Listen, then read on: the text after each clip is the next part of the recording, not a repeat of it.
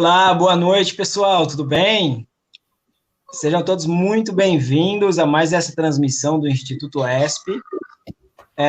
Estão conseguindo me ouvir? Estão me vendo bem? Deixa eu ver aqui os comentários. Estão me ouvindo? Estão me vendo? Leandro, você está por aí? Sim, estou aqui, presente. Estou rolando os Ok, comentários. estão me vendo, me ouvindo? A tua imagem aqui para mim está travada, mas eu acho que é do meu celular mesmo. Mas eu não vou ficar muito por aqui, né? Daqui a pouquinho eu estou indo embora. Eu vim só agradecer a tua presença, né? Em nome do Instituto ESP. Para quem não me conhece, eu sou o Marco Correa Leite, sou psicanalista, membro do Instituto Lalang Londrina, e sou um dos diretores, né, do Instituto ESP, em especial ocupo a função de coordenador geral das pós-graduações em Fundamentos da Psicanálise. Pós-graduações, inclusive, que estão com as matrículas abertas, né? Nós vamos ter aí algumas vagas em valor promocional, tá? E se vocês tiverem interesse em fazer a nossa pós-graduação, aqui está o site do ESP, né? Do link da pós-graduação. Se vocês tiverem interesse em fazer as nossas pós-graduações em Fundamentos da Psicanálise, nós temos turmas presenciais em Londrina, Curitiba, São Paulo, Belo Horizonte e Rio de Janeiro. Todas essas 5 turmas começam em 2022 e tem aí uma vez por mês as aulas, né? E vão aí de março a abril, né, de 2022 até setembro, outubro de 2023. Pós essa que eu dou aula, Ferdinando Zaparoli, que fez a primeira live, né, com vocês, a primeira dessas aulas abertas, também dá aula, e Leandro dos Santos, que está aqui hoje, né, fala também justamente sobre essa temática, né, que é a introdução aí, né, à psicanálise, em especial a partir do texto de Freud, a interpretação dos sonhos. Meu querido, por gentileza, se apresente aí, né, e na medida do possível, né, divirta-se com os nossos alunos. Legal. Bom, eu queria agradecer a você, né, Marco, pelo convite aí, aliás, pelo convite lá atrás, né, para lecionar no Instituto ESP. Então, meu nome é Leandro dos Santos, eu sou psicanalista, eu sou de São Paulo, na verdade, da região do Grande ABC, atuo clinicamente em Santo André e São Paulo, ou seja, é quase a mesma coisa, né? E já dei várias aulas no Instituto ESP, conheço um monte de gente aqui, estou observando os nomes, e a gente está continuando, enfim, o Instituto ESP tem feito um bom trabalho, por isso que eu topo participar. E agora, para o ano que vem, como o Marco Leite disse, tem bastante iniciativa, tem muita coisa boa acontecendo, então acho importante vocês ficarem atentos aí às datas e como se inscrever, enfim. Hoje em dia a comunicação é toda virtual. Bom, e depois dessa mudança aí, depois de 20 de março do ano passado, depois da pandemia, a gente teve muita coisa virtual, teve muita coisa que pôde juntar um monte de gente, né? Quando é presencial é um pouco mais difícil, né? A pessoa tem que se deslocar, mas, enfim, o Instituto ESP tem crescido e tem possibilitado bons encontros entre várias pessoas, então eu estou muito feliz de estar aqui, né? Eu faço parte desse time aí, e aí eu recebi esse convite do Marco Leite, do pessoal aí da organização, para que eu pudesse falar de uma coisa que eu já venho lecionando no ESP, já várias aulas, talvez umas 7, 8 vezes já, que é uma aula composta do início da psicanálise e da interpretação dos sonhos, né? Então, dois temas que, obviamente, têm a ver, porque eles estão no mesmo período histórico, e resultado, eu bolei uma apresentação para vocês, uma mini aula aberta aqui, para que vocês possam, enfim, entender o que a gente faz, entender como que a gente faz, e, claro, né, se a coisa rolar mesmo, que vocês possam se inscrever nos cursos, participar, enfim, né. A transmissão da psicanálise é sempre um assunto delicado, é sempre um assunto que exige muito daquele que transmite, né, no caso eu aqui, e também mexe bastante com as pessoas, porque a psicanálise é uma coisa apaixonante, né? Não tem jeito, a psicanálise mexe com a gente, impossível não mexer. Então, quando a gente fala de um curso de pós, de psicanálise, ou mesmo de cursos menores, o ESP tem muitos eventos curtos também, esse aqui é um exemplo, poxa, a gente sempre acaba sendo afetado e isso acaba ajudando, no caso daqueles que psicanalizam, ajuda na própria prática clínica, ou mesmo quem gosta de estudar psicanálise, quem curte o assunto, também tem que sentir na carne, não é só uma teoria, uma teoria fria, não, ela diz de gente, psicanálise é uma coisa caliente, se eu pudesse dizer assim. Bom, então vamos lá. Hoje, pensando aqui no nosso método, como já foi com o Ferdinando, provavelmente vai ser com os próximos colegas, a gente pensou em mais ou menos perto de 1 hora de uma apresentação teórica, perto disso, e depois abrir para as perguntas. Como a gente tem o chat aqui, é bem interessante porque vocês podem, enfim, depois escrever, e aí a gente vai tentando responder, enfim, como a gente sempre fez, né? O StreamYard tem essa facilidade, né? Junta 2, 3 telas, né? Então eu vou estar aqui falando para vocês, mas tem um colega aí, o Fernando, que vai passar os slides. Eu fiz poucos slides, só para ter uma noção, só para que vocês possam saber do que acontece na minha disciplina e depois poderem, claro, fazer um grande painel na cabeça de vocês do que acontece, enfim, em cada disciplina e depois durante o curso como um todo. Bom, então, nesse sentido, eu queria começar, então, Fernando, se você puder passar o primeiro slide, por favor. Vamos lá. Eu fiz esses slides, são poucos slides, mas eles são bem representativos. Então, a aula de hoje ficou sendo chamada Interpretação dos Sonhos e o Início da Psicanálise. Por que elas estão juntas, essas duas coisas? O Freud considera que a psicanálise começa, de fato, em 1900, com o lançamento desse livro gigantesco aqui, que é a Interpretação dos Sonhos, né? Deixa eu ver se eu consigo mostrar para vocês. Consigo, está aqui. Freud, Interpretação dos Sonhos, que saiu várias vezes, né? Em várias edições, tem a coleção completa do Freud. Essa foi uma edição comemorativa da Folha, bem grandona, bem bonita. Eu comprei e guardo com muito carinho. E é um livro, apesar dele ter sido escrito em 1899, na verdade ele foi lançado em 1900, e o Freud considera ali, de fato, que a psicanálise se inicia em 1900. Porém, entretanto, a psicanálise começa antes com o Freud, antes de ser psicanálise mesmo. Então é isso que eu vou trazer um pouco para vocês.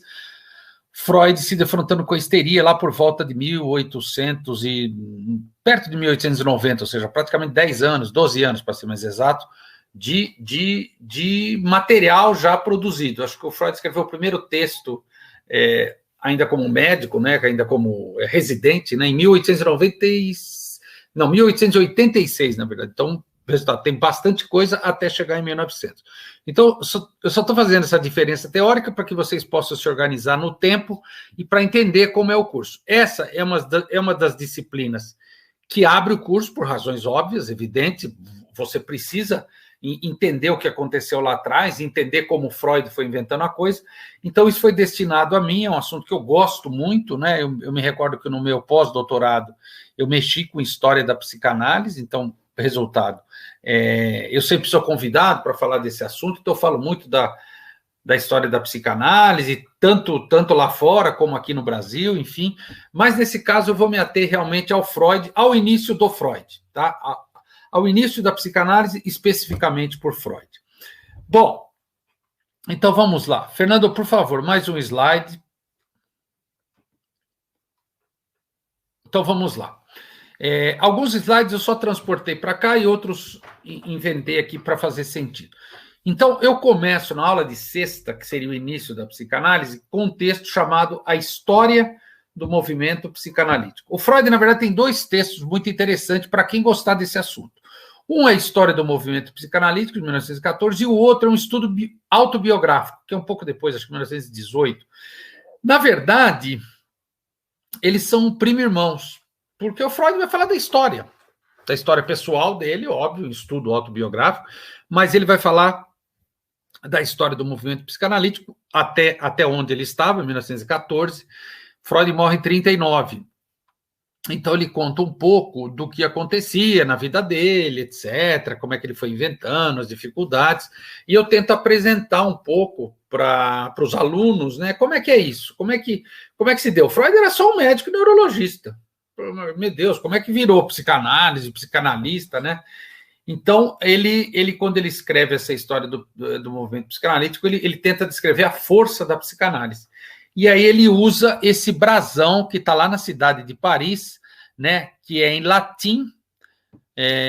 Como a nossa língua é derivada do latim, se a gente vê escrito em latim, mesmo que a gente não saiba falar latim, que é meu caso, né, fluctuar, nec, mergitor, mas a gente consegue, porque o português vem do latim, então flutua, mas não submerge, né? E a tradução aqui na nossa língua acabou ficando um pouquinho diferente, ficou mais poética, mas as ondas o abalam, mas não o afundam.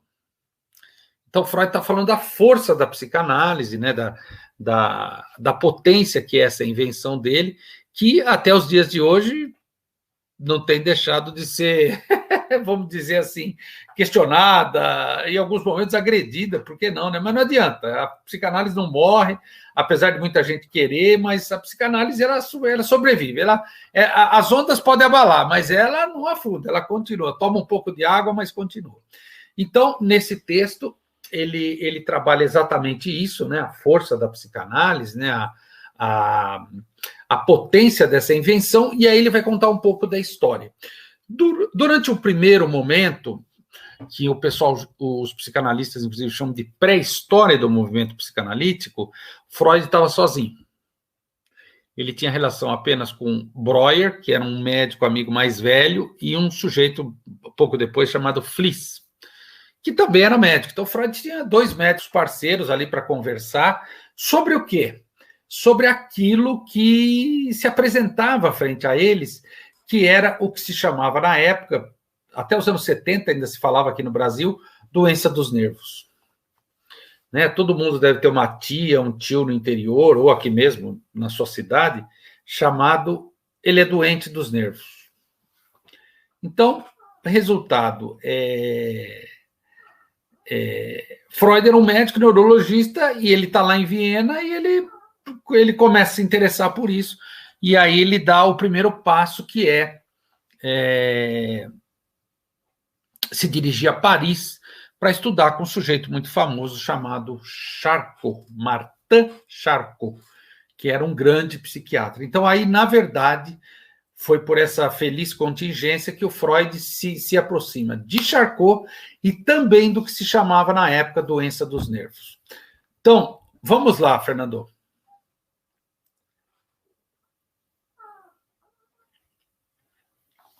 Esse slide, eu coloco a duração da psicanálise, 1886, Freud já está escrevendo alguma coisa, muito jovem, recém-formado praticamente, né? E fazendo pesquisas, enfim, fazendo os estágios clínicos, né? Era o que se chamaria hoje de um residente, né? E aí ele já escrevia coisas, ele já era um fã do Charcot. Freud falava francês, Freud era muito culto, falava 7 línguas, muito culto.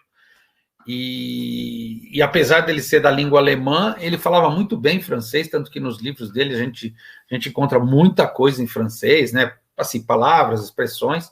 E o Charcot era francês, óbvio, em Paris, né? Num lugar chamado Salpêtrière, tá?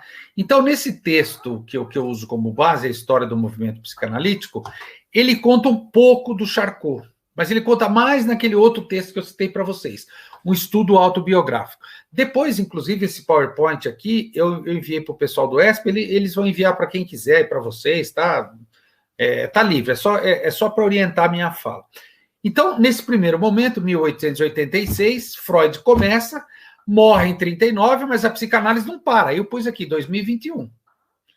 Então, nós estamos com 135 anos de história da psicanálise e muitas histórias da psicanálise. Eu vou contar alguns pontos aqui, mas precisaria de 50 aulas para a gente esgotar, porque é um assunto impressionantemente longo, extenso e que é importante. Mas, Leandro, é importante estudar a história da psicanálise? Sem dúvida, a gente precisa estudar a história para entender o nosso passado, poder pensar criticamente no nosso presente e talvez, afortunadamente, né, criar um futuro diferente, enfim. Então, resultado. Quando eu bolo um slide desse, o que eu quero dizer? Que a psicanálise tem 135 anos, continua crescendo, a gente não sabe o que vai acontecer daqui para frente, mas ela recomeça, ela reinicia.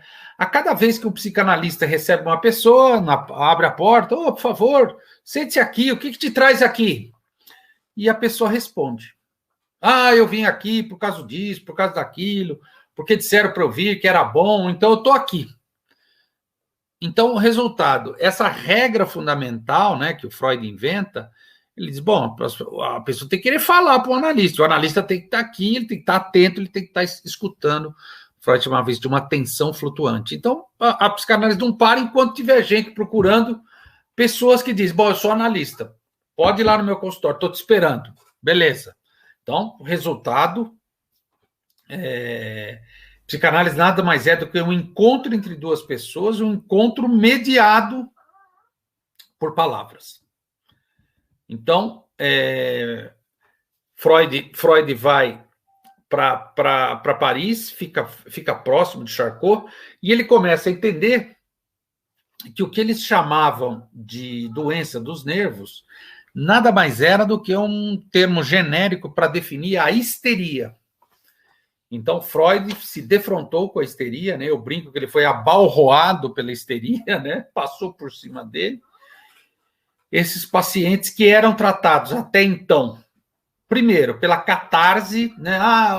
O sujeito tem que falar bastante, se ele falar bastante, ele vai desabafar, pode ser que ele lembre algum trauma que aconteceu. Essa era a primeira hipótese. Outra hipótese é, não, ele está passando por uma degeneração psíquica, o cérebro dele está envelhecendo, está estragado, por isso que ele é assim, por isso que ele tem essas coisas no corpo. Ixi. Aí o Charcot falava, não, ele ou ela passou por um trauma psíquico muito forte, ele precisa lembrar, então para lembrar eu vou hipnotizar. Se eu hipnotizar, ele lembra, quando ele lembrar, ele melhora. E aí o Charcot ia hipnotizando as pessoas, levava, né, para a apresentação dos doentes, e o Freud se perguntava, peraí, todas as pessoas são hipnotizáveis? Só uma boa pergunta. Pergunto para vocês que estão me ouvindo aqui, tem um monte de gente entrando aí. Você é hipnotizável? Você pode dizer, sou sim, Leandro, é só balançar o relógio lá que eu... Ou alguém pode dizer, você está louco? Claro que não, que hipnotizar, ninguém manda em mim. Então, Freud chega e pergunta para o Charcot, mas, doutor Charcot, me fala uma coisa. E quem não é hipnotizável, como é que o senhor faz? Aí o Charcot dá uma resposta muito clássica, né? O Freud até escreve ela em francês. Olha que interessante. Freud, todas as teorias, elas são ótimas, mas elas não impedem as coisas de acontecerem. Então, gente, olha que interessante, né? É como se ele falasse para o Freud, você não gostou da minha teoria? Então inventa a sua. O problema é que o Freud inventou, né? O problema é que o Freud inventou uma coisa genial chamada psicanálise. Então, resultado, Freud volta para Paris, e aí ele começa a ficar próximo do Breuer, depois do Fliess, né? São duas pessoas bem próximas, eles vão trocando ideias, tem a correspondência Freud e Fliess, que é muito importante, é um livrão. E aí, resultado, eles começam a pesquisar as histerias, né? Eu estou pondo no plural porque, de fato, são vários exemplos. E aí o Breuer e o Freud escrevem estudos sobre a histeria. Antes de 1900, antes da interpretação dos sonhos, 1896, não, desculpa, 1893 ainda.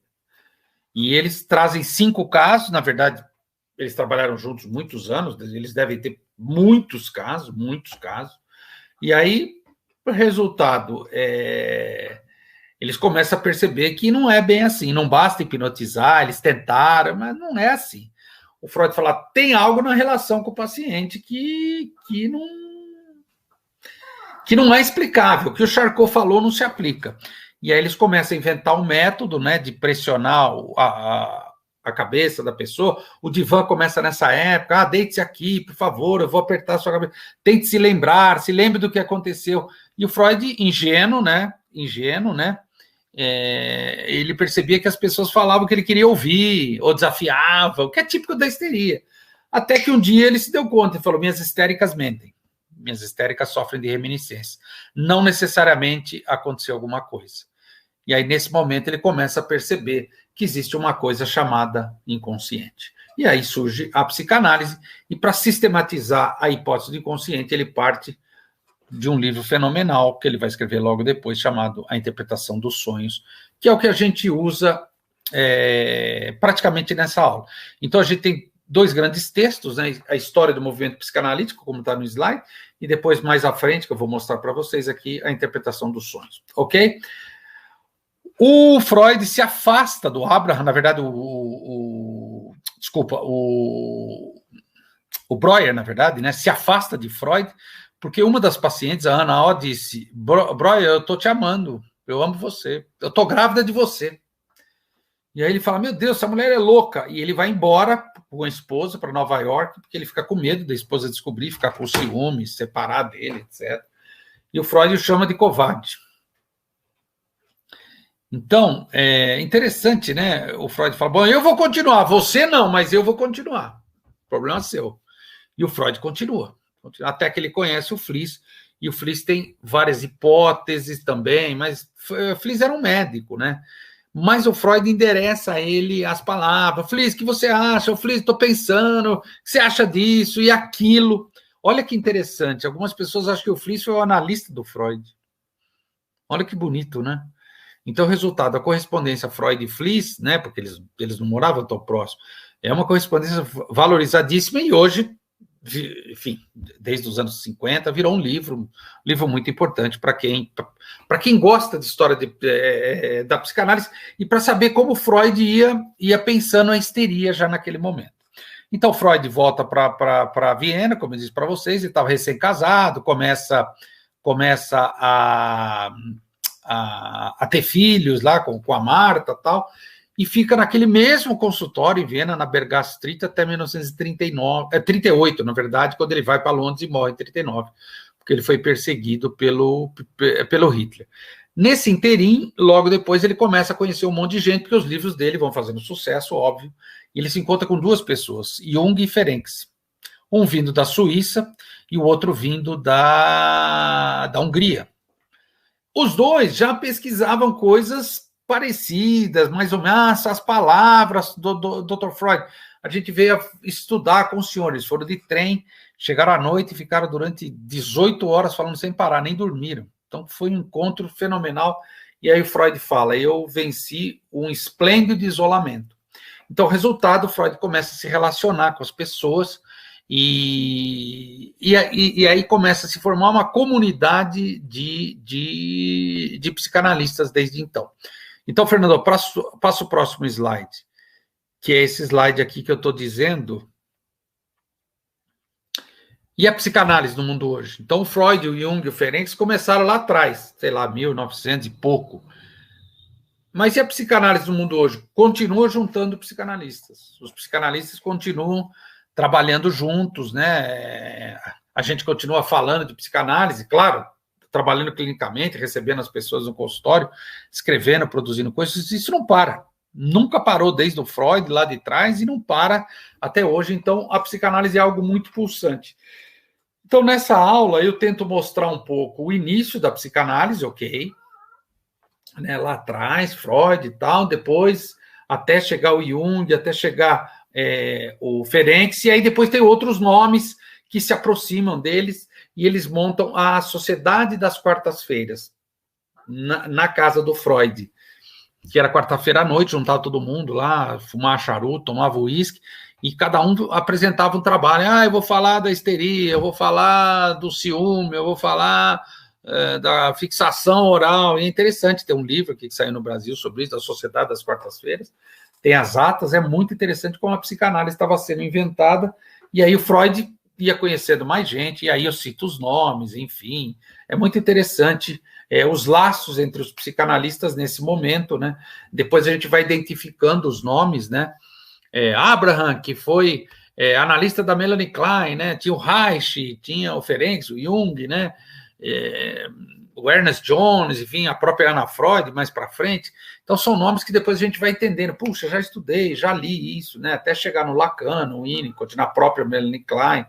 Enfim, então a psicanálise nunca parou, e aí eu conto um pouco de como a psicanálise está no mundo hoje. Eu uso como referência os textos da pesquisadora Elizabeth Rodinesco, né, que é uma historiadora da psicanálise, e a gente percebe que a psicanálise está muito forte hoje, especialmente no mundo ocidental. A psicanálise depende de democracia para crescer, e ela é muito forte na França, fortíssima no Brasil, na Argentina, né? Em menor escala nos Estados Unidos, Canadá, no México, né? E lá do lado da Europa, relativamente forte na Espanha, na Itália, Inglaterra, os kleinianos, né? De certa maneira, na Alemanha, na Bélgica, na Holanda também, em menor quantidade. Agora, já no mundo asiático, já é um pouco mais difícil, apesar que a psicanálise está chegando, está penetrando, mas, enfim, no nosso ocidente aqui, a psicanálise é bem presente, continua presente, e especialmente aqui no Brasil, nos cursos de psicologia, ela é fortíssima, né? Então acaba influenciando um monte de gente. Eu aposto que tem um monte de gente formada em psicologia aqui me assistindo. Então, são personagens, né, que a gente vai citando para situar historicamente, né, para poder chegar nos dias de hoje, para que vocês possam avançar. Bom, então eu estou entrando onde? O que é esse negócio de psicanálise? É uma prática, né, essencialmente liberal, de consultório tradicional, entretanto, ela é muito utilizada também como inspiração para outras práticas. Então, tem todo um trabalho institucional, o pessoal do CAPES, por exemplo, o pessoal de outras instituições de saúde acaba se orientando pela psicanálise, porque a psicanálise em si, ela só acontece num consultório particular via transferência, né?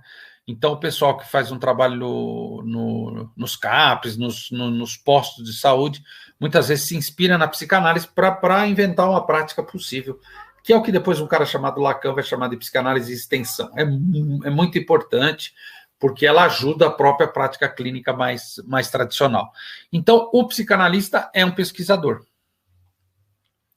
Ô, Leandro, mas ele é um pesquisador, qual é o laboratório dele? Onde que é o laboratório? O consultório é o laboratório. É no consultório que ele colhe teoria para poder depois, claro, registrar, escrever, eventualmente, livros, etc. Ou, sei lá, que nem aqui, vídeo, não importa. Hoje em dia tem várias possibilidades. Mas o analista se encarrega de pensar, registrar e depois transmitir. A gente usa esse verbo, transmissão. Tá ok?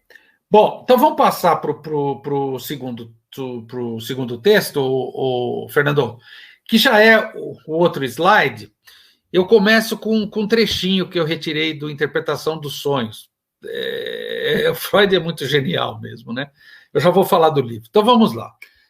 Eu pus entre aspas, porque obviamente a frase é do Freud, mas olha só o que ele fala.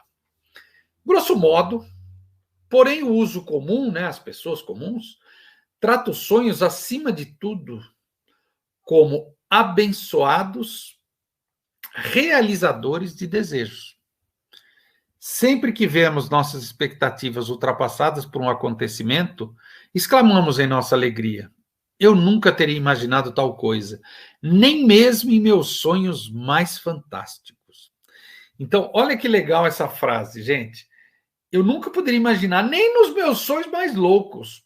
Então, peraí, quando a pessoa fala assim, ela tem sonhos loucos. Ela pode não contar para ninguém, mas ela tem.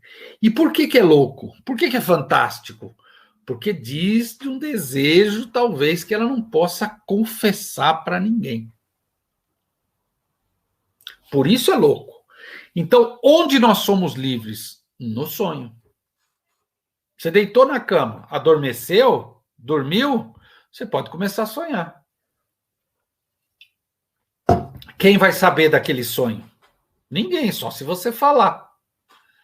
Aí o Freud percebe, bom, talvez isso que eu estou chamando de inconsciente se manifeste de alguma maneira. Hoje fica claro, lógico, a psicanálise já avançou, fica claro saber como se manifesta, evidente. Mas imagina o sujeito inventando isso lá em 1890 e tanto. Pensou? O cara perguntando de vó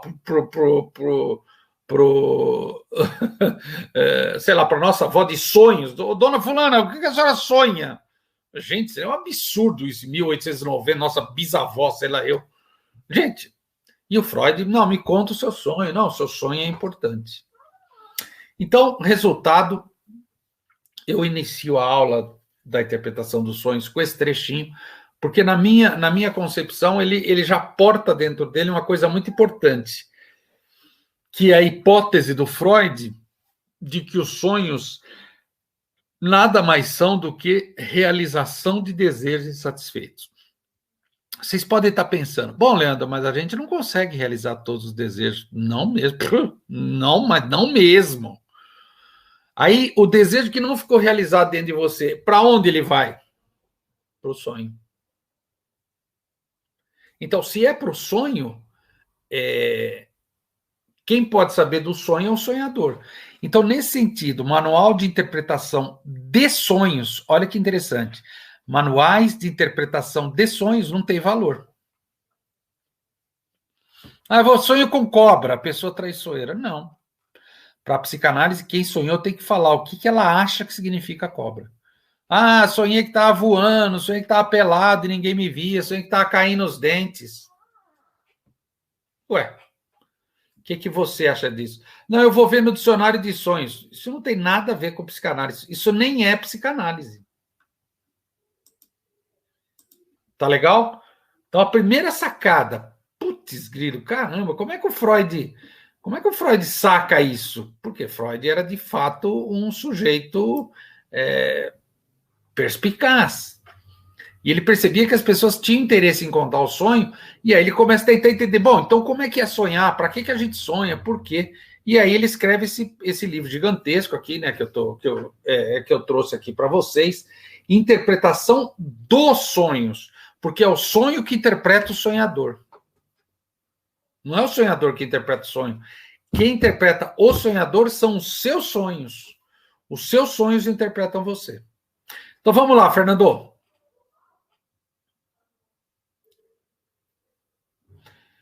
Aí eu coloco, né, que esse livro tem 650 páginas, né, na versão menorzinha lá da coleção. O meu, no caso, a coleção Imago. Hoje temos traduções melhores, né?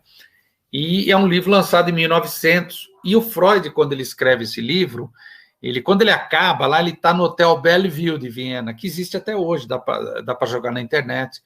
E ele fala para o Fliess, aqui um dia ainda vai ter uma placa dizendo que o segredo dos sonhos revelou o Dr. Sigmund Freud. E, de fato, depois da morte do Freud, colocaram essa plaquinha lá. Quem for lá hoje, tem lá a plaquinha. Aqui o segredo dos sonhos se revelou para o Dr. Sigmund Freud, 1899. Então ele lança o livro em 1900, que era mudança de século, né, para ficar uma marca, e aí ele divide o livro em 7 grandes capítulos, que eu vou falar um pouquinho aqui só para passar, para que vocês tenham a ideia. Isso é trabalhado na aula, cada capítulo exaustivamente. Então Freud começa com a literatura científica que trata dos problemas do sonho. Então Freud faz uma varredura, uma pesquisa muito bem feita. Freud era um ótimo pesquisador, tentando descobrir o que falaram antes dele. Então ele percebeu, o sonho era uma mensagem dos deuses, o sonho era uma atividade psicodélica de loucura, os sonhos eram mensagens cifradas, os sonhos eram prenúncios, presságios do que ia acontecer com aquela tribo, etc. Então ele falou, bom, antes de mim, cada um tinha uma explicação para um sonho. Aí ele trabalha isso um capítulo muito bonito, o capítulo de abertura. Bom, resultado. Eu penso diferente. Aí ele vai para um sonho chamado O Sonho de Irma, e ele chama do método de interpretação dos sonhos, que é o segundo capítulo, da análise de um sonho modelo, na qual ele conta uma paciente chamada Irma, tem uma série de intercorrências lá, ela não se cura, ela vai mal, e ele fica preocupado porque o que ela vai achar, o que ela vai falar dele, fica preocupado com a reputação dele. Puta, vão falar que eu sou um péssimo médico. No sonho aparece ela doente e ele, de alguma maneira, eu vou simplificar aqui para a gente avançar, ele a culpa. Ele diz que a culpa é dela. No final dos sonhos, ele muito honestamente diz para o leitor, Na verdade, eu estava me vingando dela porque eu achei que ela me prejudicou e eu achei que ela não fez a parte dela, mas, sendo muito honesto, eu estava mais preocupado com a minha imagem. Então, ele conta todo um sonho gigante, muito interessante, muito rico, depois no final, não, eu só queria proteger a minha imagem. Esse era o desejo insatisfeito. E aí ele passa para a hipótese dele central, aí, vixe, aí ele traz 1 milhão de exemplos, provando que o sonho é a realização de um desejo. Então, eu conto uma historinha, depois quem tiver na aula comigo vai lembrar. Eu vou contar uma historinha para vocês entenderem o que é desejo. Desejo não é querer. Ah, eu quero comer uma pizza. Isso não é desejo. Ah, eu quero comprar um carro novo. Isso não é desejo. Ah, eu quero transar com tal pessoa. Também não é. Ah, mas é desejo sexual. Não é disso que a gente está falando. Desejo em psicanálise é uma outra coisa. Então, eu dou um exemplo, que é bem bonitinho, é bem fofo. Imaginem 2 meninas adolescentes, 14, 15, 16 anos, no colégio. Aí chega um menino mais velho, lá do 3º ano, lá um menino de 17 anos, já com barba, né? O bonitão, o popular, chega para uma delas, se aproxima e diz, ô, fulana, você quer ir no cinema comigo sábado à tarde? Aí ela, ai meu Deus, eu quero, tal, vou... Então tá bom, então vou marcar. Então lá na porta do cinema, lá no shopping, sei lá eu, 3 da tarde, beleza, vamos assistir tal coisa, beleza, ai, vamos, que ótimo. Ok. Aí a amiga que não foi convidada, ai amiga, que bom, nossa, esse menino é tão popular, ele é o mais bonito de todos, puxa, que legal que ele vai com você, puxa, eu tô tão feliz. Aí a outra menina convidada, no sábado, ela se prepara, lava o cabelo, escova os dentes 10 vezes, passa desodorante, perfume, creme na pele, passa batom 10 vezes, pega a roupa mais limpa, melhor que ela tem, e vai para o shopping. Detalhe, o menino não vai lá, dá um bolo nela. 3 horas, 3h30, 4 horas... O menino não vai. Ela volta para casa e começa a chorar. Liga para a amiga, né? E diz que ele é um cachorro, que ele deu um bolo nela. E a amiga, da boca para fora, diz: puxa vida, os homens são todos iguais. Eu tô triste, eu tô aqui chorando com você. E por dentro existe a possibilidade dela estar pensando assim: se ferrou, você vai ficar sem ele, eu também não vou. Então nós estamos iguais. Isso é desejo. Desejo que o outro se ferre. Isso é óbvio, motivado pela inveja. Então, quando a gente sonha, a gente precisa distorcer os sonhos, que é o próximo capítulo, o capítulo 4, senão a gente entende muito fácil, a gente morre de culpa. Porque dentro da gente não é bonitinho, lindinho, social, nós somos monstros. Monstros que são egoístas, que são invejosos, que são ciumentos, que são gananciosos, e que, se precisar, a gente faz isso com o outro. Então, a gente vai ter uma satisfação muito grande de ver o outro se ferrar. Isso é desejo. Então, aí o Freud tenta entender a partir do quê? Então, é por isso então, que os sonhos aparecem distorcidos, que a gente não entende nada? Ô, Leandro, eu sonhei com um monstro terrível, que ele corria atrás da minha mãe e ele batia nela. E olha, caramba, por que esse monstro fazia com a minha mãe? Esse monstro é você. Esse monstro é você distorcido. Só que você não aguentaria você fazendo isso no sonho, que é o que você quer fazer com a tua mãe, dar uns tapas na cara dela. Por X ou Y razão, não importa. Mas resultado, a gente faz coisas no sonho que a gente não conseguiria fazer na vida cotidiana. Quer seja por covardia, quer seja por culpa, quer seja por moral. Então, no sonho, nós somos imorais. Nós não temos culpa. Aí o Freud tenta entender, né, no próximo capítulo, bom, então vem da onde esses sonhos, por que a gente sonha com tal coisa? Por exemplo, ele fala assim, por que a gente sonha com a morte de pessoas queridas? Por que a gente sonha muito com viagem? Por que a gente sonha com carro? Por que a gente sonha com faca, com sei lá o quê? Por que a gente sonha com animais? E aí Freud começa a investigar, escrevendo. Aí ele chega no que ele chama de o trabalho do sonho. Interessante ele usar o termo o trabalho, né? Muito interessante, porque na verdade é um trabalho psíquico. Então, quando o analista se interessa, fala, me conta o seu sonho, me conta um pouco, me fala mais, por que você acha? Se você não tivesse acordado, como é que teria sido o sonho? Então, o resultado, Freud se dá conta que são os nossos desejos, a nossa verdade. Quando a gente começa a falar disso, resultado, a gente começa a lembrar de mais sonhos, gente. Vocês sabiam disso? Quanto mais análise você faz, mais você lembra. Porque você fica, claro, menos resistente, mais autêntico, mais verdadeiro. Então, aí o Freud encerra o texto pensando na psicologia dos processos oníricos. Oníricos do mundo dos sonhos.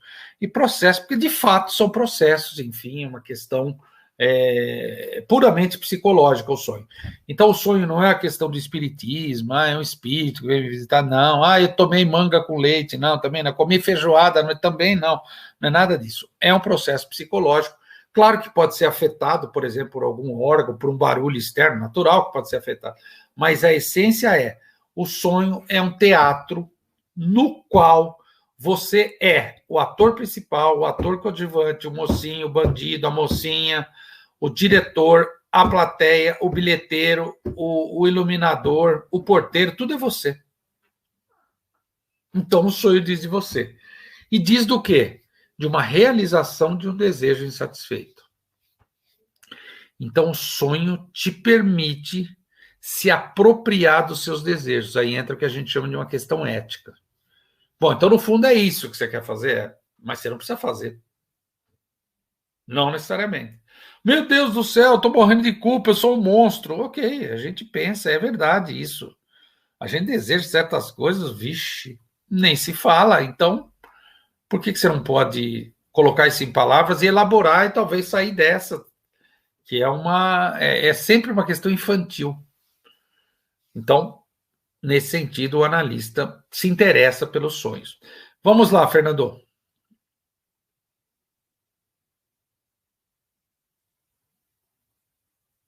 Tá? Aí eu encerro, né, interessado, né, em trabalhar com as pessoas, como é que funcionam os sonhos durante o tratamento psicanalítico. Então, essa é uma parte da aula que eu explico um pouco como que eu trabalho com os sonhos. Então, eu vou falar um pouquinho aqui para vocês. Eu, Leandro dos Santos, agora vou falar da minha clínica, eu sempre digo, quando a pessoa me procura, vou, Leandro, quero fazer análise. Não, tá legal, então vamos começar, quarta-feira, 10 horas. Beleza, então tá marcado, quarta-feira, 10 horas, tal. Ô, Leandro, o que eu tenho que fazer? Só falar? Não, eu sempre brinco. Fala o que está na tua cabeça e no teu coração. Se a cabeça e o coração coincidissem, a minha profissão não existiria. E se lembrar, traga os sonhos. Não precisa dormir com caderneta, lápis, caneta. Não. Apenas me conte os sonhos. E aí, resultado, algumas pessoas entendem, outras não é tão simples, né? E resultado, o sujeito pode se interessar ou não pelo sonho, mas tem que partir do analista o interesse. Então, você tem que declarar o seu interesse e manter esse interesse. Então, quando a pessoa conta qualquer sonho, eu sempre pergunto, e aí, o que te evoca? O que te faz pensar? Por que você acha que você sonhou isso? E aí a gente vai inventando uma série de estratégias, gente, para dizer para a pessoa, olha, os sonhos são importantes. Me fala deles. Por exemplo, a pessoa se chama José Carlos, sei lá, por exemplo. Aí ele sonha e eu falo, pô, José Carlos, que sonho interessante. Esse sonho parece que se repete, né? Você lembra? Você falou, mês passado você falou uma coisa parecida, agora de novo, né? Aí eu digo, puxa, é verdade. O que você acha desse José Carlos do sonho? Aí a pessoa, nossa, é meio diferente, né? É meio diferente do que eu sou, é meio diferente desse Zé Carlos que está com você. Fala, é diferente por quê? Por que será? Então, olha que interessante. A partir de perguntas, a partir do interesse, né, do analista, a pessoa vai se aproximando dessa dimensão dos sonhos e ela começa a pensar nos próprios sonhos. Ela começa a pensar no que a gente está dizendo, que é um desejo não realizado. Então, resultado, o que é positivo isso? A análise abre, expande. O sujeito que faz a análise, ele começa a ter uma visão talvez mais sofisticada das coisas que estão dentro da cabeça dele. Fala, poxa vida, mas toda hora eu sonho com, sei lá, cobra. Todo sonho seu tem cobra? Mas por que será? Meu Deus do céu, gente. Toda hora você sonha com cobra? Aí vem a pergunta. O que significa cobra para você? quando a pessoa faz assim, ó, nossa, Leandro, pensei numa coisa, mas não deve ser verdade. Você me perguntou sobre coisa, nossa, pensei num negócio agora, eu pensei numa tia minha. Aí o sujeito começa a falar da tia, o tal do Zé Carlos vai falar da tia dele, que nem é tão importante como o personagem, a tia, mas sim o que essa palavra tia traz para aquela sessão. Puta, minha tia, me lembrei do negócio, não é possível, meu Deus, aconteceu tal coisa comigo. Quando a gente vê, a gente está falando de outras coisas. Então, vocês percebem, o sonho é uma manifestação do inconsciente. Ele, claro, ele é um inconsciente em estado bruto, né? E ele permite o analista incidir sobre isso e, claro, torcendo, né? Enfim, o analista é sempre um otimista, né? Esperando que a pessoa se interesse pelo sonho e que ela associe. Análise nada mais é do que um processo de associação livre, formando uma cadeia sensativa que entra, metaforicamente falando, para dentro da pessoa e vai puxando para fora, vai saindo. Mas o que é isso? Por que isso? Por que isso não? Mas por que será? O que você acha que esse sonho quer te dizer? Pô, mas esse sonho tem muito a ver com o que você passou esse dia no trabalho, você não acha? Agora você sonhou com isso, você acha que é coincidência? Tá? Então, por que eu estou trazendo isso? Né? Porque é uma maneira que de alguma forma o sujeito entra em análise. Depois o Freud, claro, vai avançar, ele vai falar da transferência, fundamentalmente, né? E depois ele vai começar, que é depois de 1900, uma era da metapsicologia. Né? Então, a era de uma metapsicologia significa o quê? Freud começa a produzir intensamente, um pouco depois dos sonhos, textos que dizem de outras manifestações do inconsciente, no caso os xistes, os atos falhos e os sintomas neuróticos, né? E Freud começa a dizer, bom, então o inconsciente existe, onde está o inconsciente? E aí ele começa do psicopatologia da vida cotidiana, né? Depois ele começa com os xistes, sua relação do inconsciente, né? Depois ele vai para os textos sociais, Mal-Estar na Civilização, Totem e Tabu, Psicologia das Massas, analisou, enfim, Freud começa a produzir intensamente, sempre a partir da clínica dele. Então, quem ensinava o Freud? Os pacientes. Mas da onde o Freud tirava as coisas? Dos pacientes, dos tratamentos. Às vezes o Freud escrevia uma coisa em 1915, depois em 1930 ele falava, ó, escrevi, mas não tem nada a ver. Ó, a clínica já mostrou que não é nada disso, é outra coisa. E aí ele teorizava de novo, você falava, caramba, mas será mesmo que não é? Aí você começa a tentar entender. Então, quando eu falei aqui de um desejo insatisfeito, o Freud postula essa questão do desejo, né, de algo não realizado, a gente não consegue realizar tudo, óbvio, né? Não é de graça que depois um psicanalista chamado Jacques Lacan, ele vai se interessar muito por essa questão do desejo, vai aprofundar, vai na filosofia, vai em outros campos, tentando sistematizar o que é o desejo, e aí o Lacan toma quase como um conceito fundamental. Então, nessa aula eu tenho a intenção, né, o objetivo de tentar mostrar para os alunos qual é a importância desse livro chamado Interpretação dos Sonhos, pensando ele temporalmente como o início da psicanálise, claro, fala um pouco de história da psicanálise, etc., mas apostando de que é uma abertura, né, de que eu vou estar abrindo, depois vão vir outros docentes, vixe, não para, o currículo é extenso, e esperando dar uma boa base para vocês entenderem com o que trabalha um psicanalista. Afinal, o psicanalista é bate-papo, é conversa, é comportamento? Não. Não. Ele trabalha com coisas de uma outra ordem e o objeto principal de interesse do analista é o inconsciente. Tá? Então, o resultado é... Desde o começo, o psicanalista tem que estar ligado no inconsciente. Por trás de uma conversa absolutamente banal, o psicanalista está atento. Ele pega um ato falho, ele, puxa vida, né? Ele pega algo na transferência da pessoa, né? Uma vez um rapaz abriu a porta do meu consultório e ele falou assim, ô Leandro, você sabe porque eu estou vindo aqui? Porque seu nome é comprido. Eu falei, mas como assim? Ué, o seu nome não é Leandro Alves dos Santos? Eu falei, é. Ah, então você deve ser muito inteligente. Muito inteligente. Falei, ué, mas por quê? Não, porque quem tem nome longo é inteligente. Então, mal ele sabe que falando isso, ele está falando dele. Ele, obviamente, tinha um nome curto, então ele acha que existem pessoas com nome curto não são inteligentes e pessoas com nome longo são inteligentes. Pronto, essa é a hipótese dele.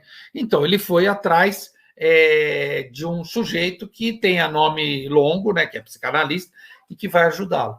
Depois, nossa, análise desse rapaz, ele era jovem, impressionante como por trás desse lance do nome tinha uma dimensão gigantesca.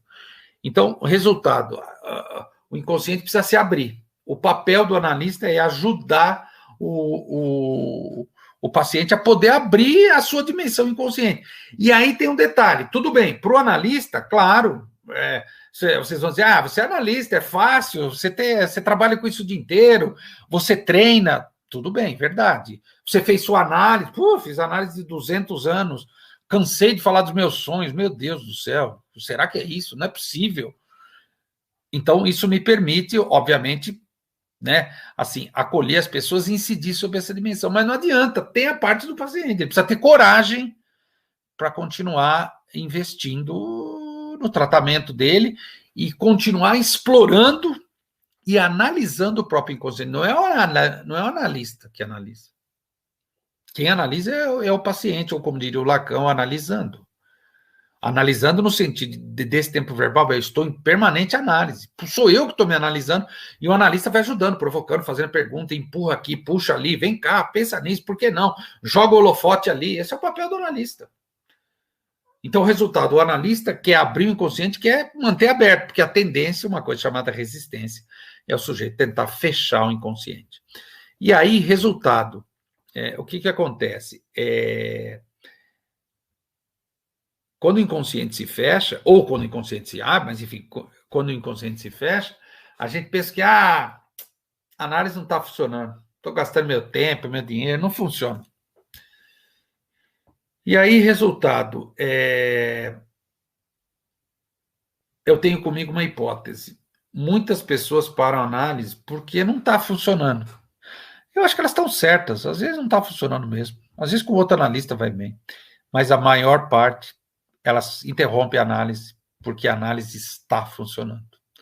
Então, fazer análise é transformar a própria vida, é mudar, é não se assustar mais com os nossos sonhos, é saber que o nosso sonho, ele traz uma verdade. Saber que, claro, pensando agora no desejo, a gente não tem como realizar todos, imagina, não tem como. Então, a gente tem que entender também que nós somos seres limitados e que a gente não vai conseguir tudo que a gente quer. É só basta querer, sabe aquela coisa de autoajuda? Não. A gente tem uma limitação, a gente tem uma dificuldade e talvez essa ideia do desejo iniciada pelo Freud e depois amplificada pelo Lacan, talvez ele revele a existência, né, a existência humana. Talvez os animais não tenham desejo, os animais tenham necessidade, tenham instinto. Nós não, nós somos seres de pulsão. Então, desejo e pulsão tem uma ligação direta. Então, poder ser mais honesto consigo mesmo é interessante, isso vai mudando os sonhos, gente, vai transformando, diminui os pesadelos. Você começa a ter muito interesse em querer saber, mas caramba, mas por que será que eu sonho isso? É um momento da análise muito interessante, que você começa a se interessar pelo seu próprio inconsciente. Então, no começo, pela transferência, a gente se apaixona pelo analista, meu analista é lindo, minha analista é linda, eu adoro ela, adoro ele. Depois a gente se apaixona pelo inconsciente da gente. Depois a gente se apaixona pela própria análise.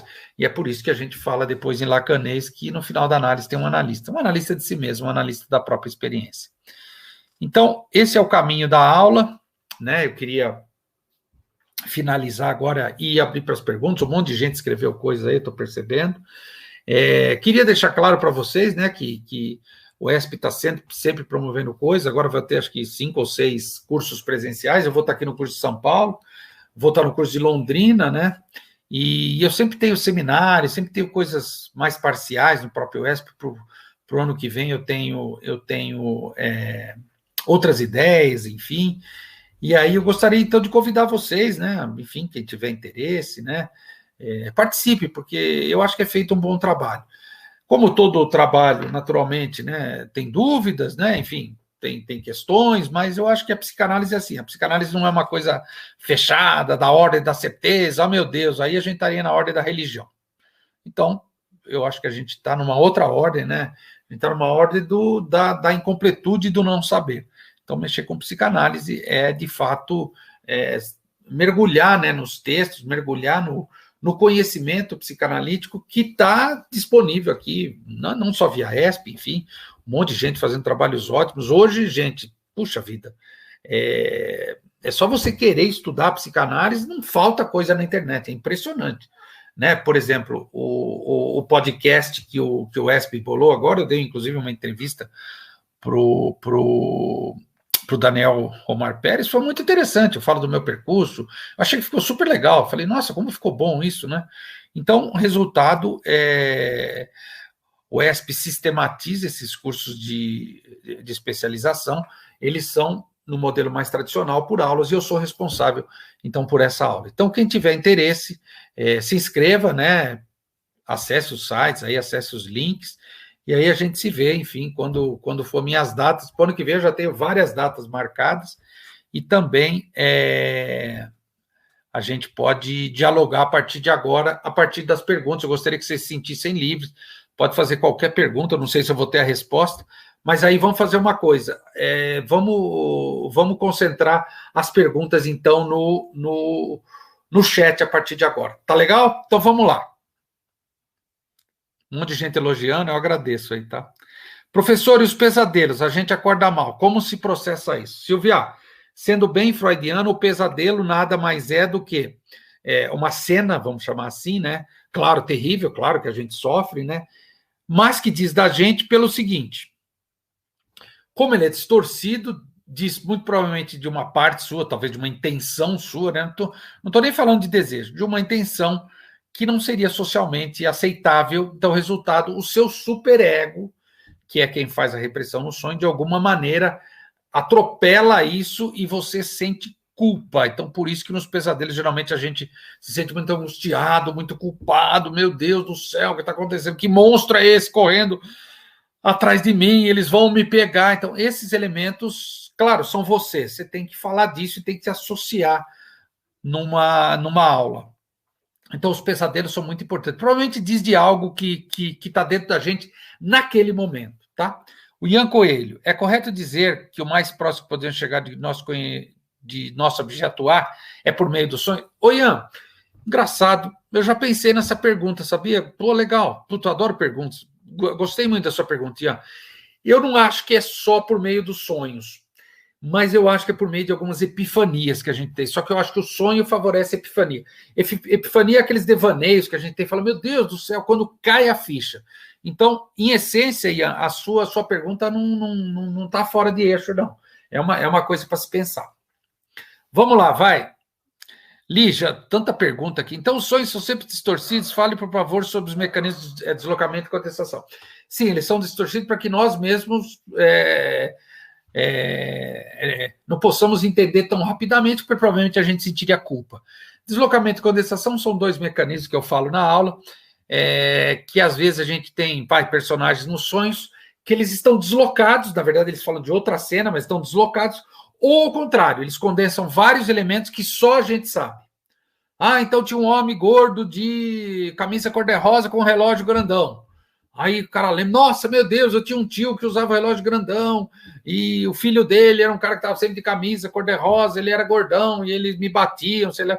Na verdade, é para falar desse tio que no sonho aparece condensado. Quem mais? Professor, tudo que está no inconsciente são desejos? Basicamente, sim, porque no inconsciente são coisas que não podem estar no consciente. Então, o resultado, desde pequenininho, a gente vai aprendendo como separar as coisas. Uma coisa eu mostro, outra coisa eu não mostro. O problema é que a coisa não fica quieta no inconsciente, ela sai para o consciente, que é o famoso retorno do recalcado. G. Panisson. Oi, Leandro. Pode-se afirmar que o significado dos sonhos pode resultar na criação de um novo método de interpretação psicanalítica? Não sei se os significados, o Panisson. Eu acho que o Freud não estava muito preocupado com o significado dos sonhos. Eu acho que a sensação que eu tenho é que ele estava mais interessado em usar o sonho para abrir o inconsciente da pessoa. Isso, na verdade, ser vamos dizer, uma escada para ele poder galgar degraus mais altos. Não vou dizer que é um novo método, eu acho que isso é algo estabelecido, tradicional. Vamos lá. Gente, tem tanta pergunta aqui. Ó, uma pessoa fez uma pergunta que eu acho que é importante aqui. Peraí, psicovida, fale da relação sonho e suicídio. Sonhar se suicidando. Gente, acho que a pessoa precisaria falar. Eu não sei se ela de fato está suicidando, ou ela está matando alguma outra coisa que ela precisa associar com suicídio, tá, gente? Então, eu achei importante falar, porque eu acho que o suicídio é uma coisa super importante. Mas aí, no caso, 1 a 1. Não dá para falar grosso modo, o suicídio é isso. Não, isso é muito íntimo de cada um.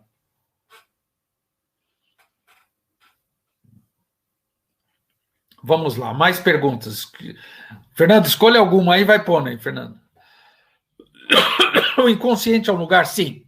Pensando topologicamente, claro, pensando muito mais metapsicologicamente, sim. Lugar, viu, Ari? Lugar como, aliás, olha que curioso, a geografia trata. Interessante, né?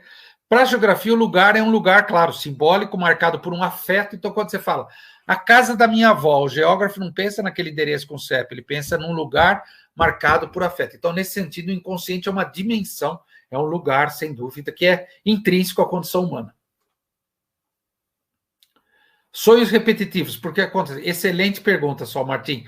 Eu sempre brinco com os pacientes. Bom, se eles são repetitivos, a gente chama de sonhos recorrentes, não é de graça, né? Eles vão repetir até você pensar neles, né? Então, na verdade, são recorrentes, porque é algo da gente pulsando para chegar na consciência, e aí o sonhador tem que fazer alguma coisa com aquilo, né? Professor, o que Freud falava sobre sonhos de castigo? Eu não me recordo se o Freud falava propriamente disso. Mas eu vou te dar meu pitaco, hein? Pode ser que o sonhador queira ser castigado, mas aí é no divã dele que ele vai saber. Vamos lá. Quem mais? Se o sonho é puro desejo, então sonhar com suicídio seria querer suicidar? Não, professor, fiquei em dúvida. Depende.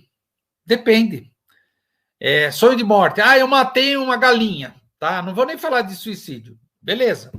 Será que é a galinha ou que a galinha simboliza para ele? Que só ele pode saber, o que ele associa. Então, às vezes, eu estava me matando. Você pode estar matando uma parte sua. Você pode estar matando algo que, nossa, queria me livrar disso. Então, não necessariamente possa ser um suicídio no sentido de ato. Porém, o ato suicida, por expressão mais pura do desejo em alto grau, né?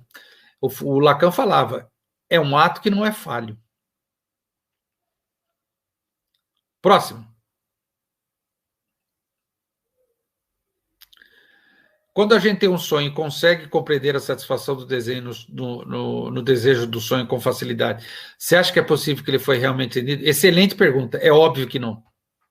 Sonho muito fácil é para desconfiar. Geralmente não é aquilo.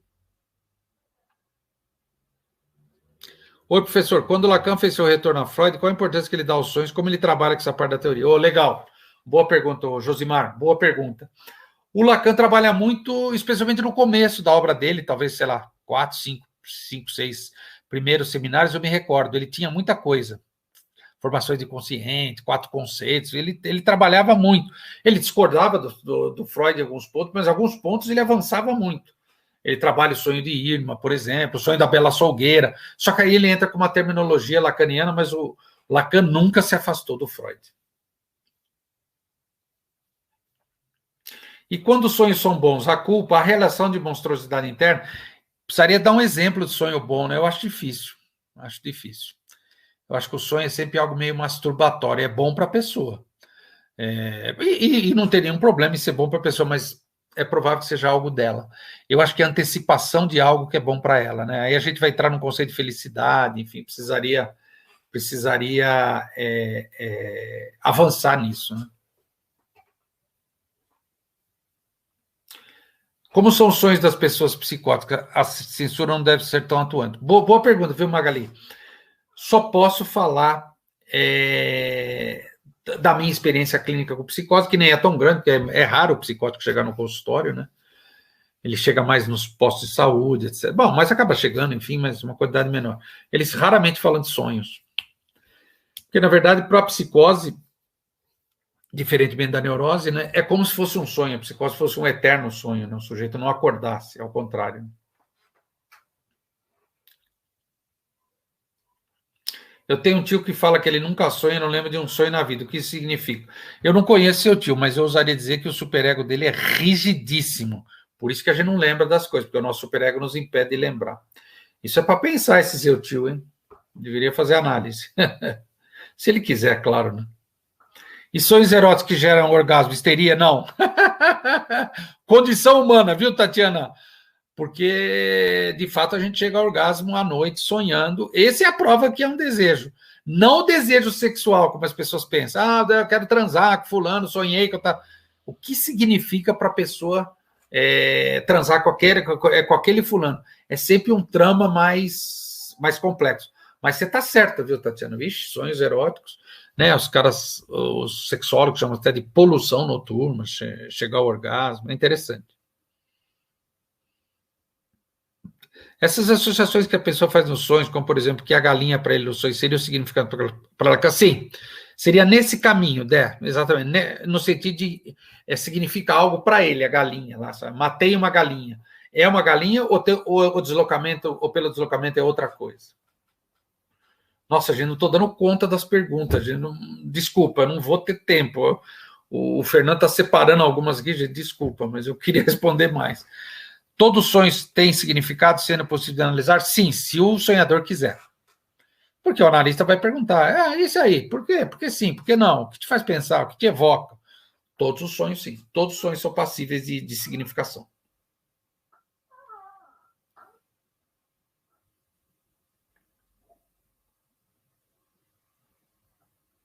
Mais um aí, Fernando.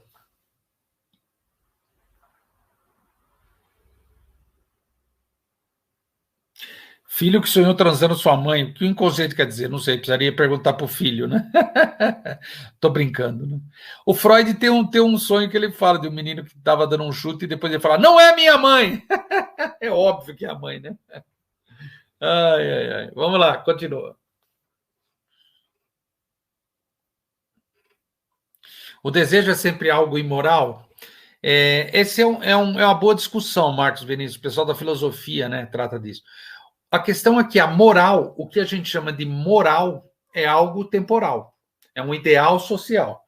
Então, eu acho que quanto mais a sociedade, o social, tenta reprimir, né, represar o querer, o desejo das pessoas, mais volta pior, ou seja, mais volta algo que não coincide com o que é pregado como moral, bons costumes, né, ética no sentido filosófico.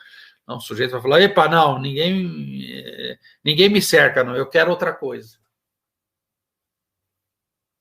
Sonhar constantemente com o trabalho seria uma insatisfação marcante com o ofício? Depende da pessoa, Rodrigo. Talvez sim, talvez não, depende. Não dá para responder genericamente. Esse exemplo do sujeito que diz não sonhar é mais da estrutura do obsessivo? Acho que sim, Ionara, eu ousaria concordar com você. Acho que sim. O psicótico não diferencia sonho de realidade? Eu penso que ele diferencia. Eu penso que sim, até pela minha própria prática clínica. Mas ele não dá tanto valor, ele não se assusta tanto. Porque ele tem outras coisas em jogo. Né? O motivo de esquecermos os sonhos está vinculado diretamente com a nossa existência? Sim, Fábio. A gente nem poderia lembrar tudo, a gente não aguentaria. Então, a gente tem uma resistência. E, claro, o superego põe as barreiras, evidentemente, para a gente não lembrar.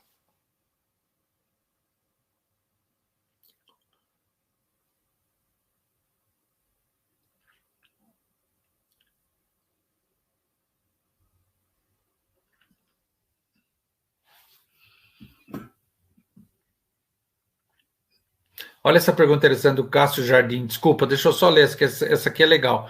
Qual a relação dos sonhos na neurose de guerra e pulsão de morte? O Freud escreve sobre neurose de guerra, né? Eu acredito, Cássio, eu vou dizer o que eu penso. Eu acho que quando a gente está em guerra, né, a pulsão de morte ela fica muito forte. O Christian organizou um livro sobre sonhos na pandemia. A pandemia é uma guerra. Sem dúvida, a pandemia é uma guerra. Então, o Cássio, a sua pergunta faz muito sentido. Mas precisaria voltar lá no Freud, no que ele chama de neurose de guerra, etc. Mas, de fato, a pulsão de morte se exacerba. Vamos lá, Fernando, outro. Fernando, a colega que falou sobre remédios para adormecer, eles interferem nos sonhos. Engraçado, os pacientes falam muito disso. Não sei se chega a tanto. Não sei dizer. Não saberia responder, mas os pacientes falam muito disso. Lacan descartou o conceito de resistência? Não acho. Acho que o Lacan continua falando de resistência, talvez não como o Freud, que o Freud precisava muito desse conceito para explicar certas coisas. Eu acho que o Lacan foi transformando em outras coisas, mas não acho que ele descartou, não concordo. O sonho com teor sexual, a que se refere? Então, o que a gente chama de sexual é genital, né? Se é a realização de um desejo insatisfeito, a gente não sabe como que aquele sonhador se relaciona com o digital. Se é um masoquista, por exemplo, vai sonhar apanhando, ou vai sonhar querendo apanhar e não apanhando. Se é um fetichista, então, nunca é tão literal, nunca vão tão rápido, gente, nunca é fácil. Ah, genital, transar. Não, seria muito simplista.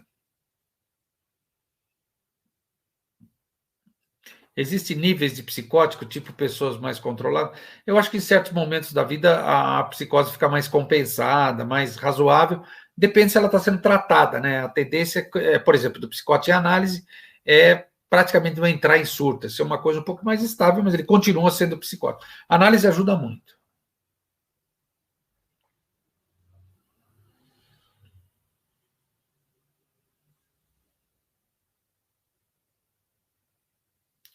Psicótico sonha menos por ter menos desejos recalcados? Boa pergunta, Vinícius. Eu não acho. Eu não iria por esse caminho. Eu acho que eles não valorizam os sonhos como nós valorizamos e desvalorizamos. Ah, sonho é muito importante, sonho é uma besteira, eu tomei manga com leite, sonho é só bobagem. Eu acho que os psicóticos, eu acho que eles lidam com a fantasia de uma outra maneira, eu acho que é um outro estilo de funcionamento. Professor Freud continua atual o suficiente, contemporâneo? Eu não tenho a menor sombra de dúvida do que mais do que nunca. Não só atual, mas mais do que nunca. Se você lê e relê Freud, você fica assombrado com a atualidade, é impressionante. Bom, não vou nem insistir aqui na resposta. É impressionante. A falta de sono pode ser ocasionada pela repressão ao sonho. O Freud falava que o sonho é guardião do sono. Eu acho que falta de sono, insônia e tal, eu acho que é sempre uma questão psicológica. Por isso que eu pergunto para a pessoa, quando você está fritando na cama, rolando no colchão, lá no lençol, no que você pensa? O que te faz perder o sono?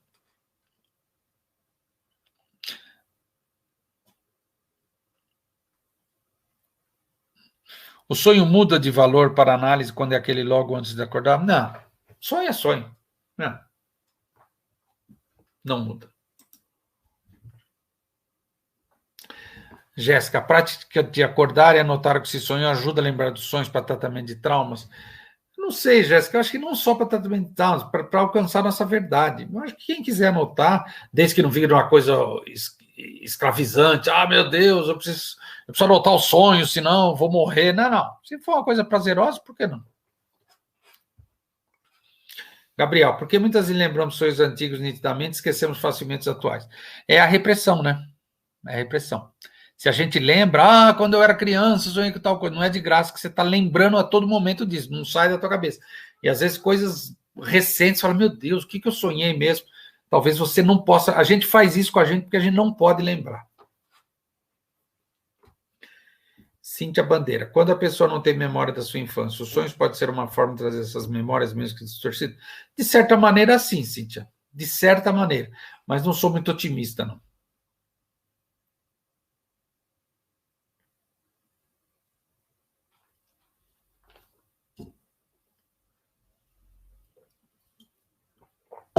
O sonho tem o poder curativo reparador de algum trauma?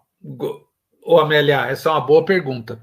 Eu acho que o sonho tem um efeito terapêutico. Mesmo às vezes sendo terrível, eu acho que sim. É uma maneira de vir para o consciente uma coisa que às vezes pode ser terrível mesmo, sem dúvida. Com todas as possibilidades da tecnologia e redes sociais, isso nos induz a sonharmos mais? Não acredito em mudança desse ponto de vista, viu? Não acho que isso afeta. Freud já falou algo sobre a paralisia do sono, que eu me recordo, até onde eu me lembro, não. Leandro, sempre sonho... sempre ouço que estava um sonho muito bom, acordei, tentei a todo custo voltar a dormir para ver se o sonho voltava. Essa fala pode resultar para que o paciente volte a ter o mesmo sonho. É engraçado, isso é um fenômeno. Comigo acontece muito, eu acordo, vou no banheiro, faço pipi, depois volto, continuo sonhando. Para o analista não importa muito, ele quer que o paciente fale do sonho.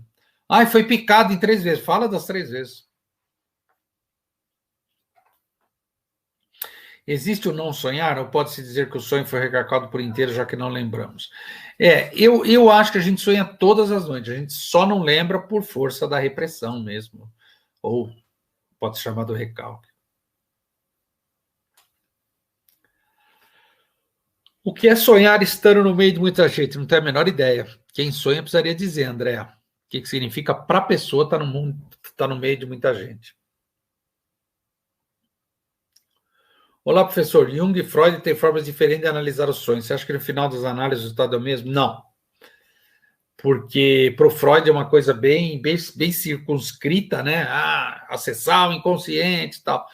O Jung, eu acho que entram outros elementos, né? Que é da teoria junguiana, enfim, que é da técnica, que eu acho que não passa pela mesma coisa. Minha compreensão. Lara, qual a relação dos nossos sonhos tem com os nossos medos? Putz, legal, Lara. O medo tem muito a ver com o desejo. Na verdade, às vezes, o medo é o medo que o desejo se realize.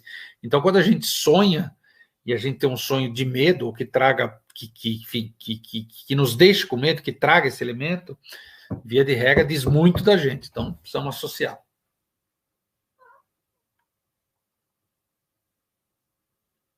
Vamos lá. Mais perguntas.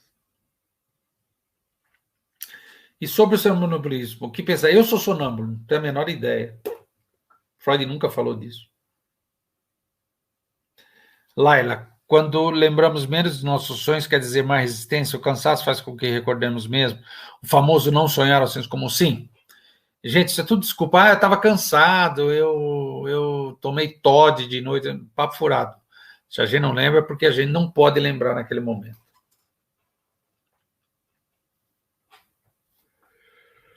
Você escolher um tema para pensar e adormecer logo após, você acaba sonhando com esse tema, podendo para induzir o sonho. Não acredito muito nisso, não.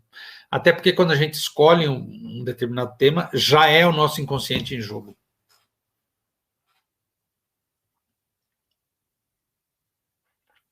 Por que fugimos do que desejamos? Porque bancar o próprio desejo é difícil. Primeiro, que não dá para você ter a consecução do desejo. Não dá. E segundo, o jogo social favorece com que você se afaste da sua verdade mais íntima, né? Você se aliene, se apague. Então, fazer análise, pensar no próprio sonho, fala, puxa vida, né? Caramba, no fundo era outra coisa que eu queria. No fundo eu tinha um prazer de ver aquilo. No fundo, na verdade, eu sempre lutei acreditando que era isso, mas na verdade não é nada disso. Então, o resultado são coisas desconfortáveis, né? Então a gente prefere fugir, falar, não, isso é besteira, Lacan, Freud. Uma pessoa traumatizada, lidar com sonhos para revelar o inconsciente pode retraumatizar? Não acho, André. Pelo contrário, eu acho que ajuda muito mais a um caminho de cura. Podemos entender o sonho como uma representação narcísica inconsciente de nossos desejos? César, não sei se representação narcísica nesses termos que você está dizendo, mas que diz da gente, aí eu não tenho a menor sombra de dúvida. Não sei se necessariamente representação narcísica.